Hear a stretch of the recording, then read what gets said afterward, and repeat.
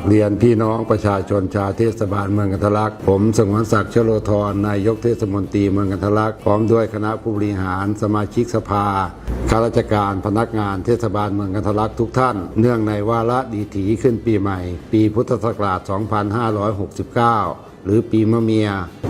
ขออำนวยอวยพรขอให้พี่น้องประชาชนทุกท่านจงมีความสุขความเจริญคิดสิ่งใดหวังสิ่งใดขอให้สำเร็จลุล่วงสมปรารถนาขอให้พวกเรายึดมั่นในสถาบันชาติศาสนาและพระมหากษัตริย์ขอให้พวกเราจงร่วมแรงร่วมใจรวมพลังเป็นหนึ่งเดียวเพื่อส่งใจให้สู่แนวหน้าที่ปกป้องรักษาอธิปไตยของเราให้แคล้วคลาดปลอดภัยทุกท่านขอบพระคุณทุกท่านมากครับ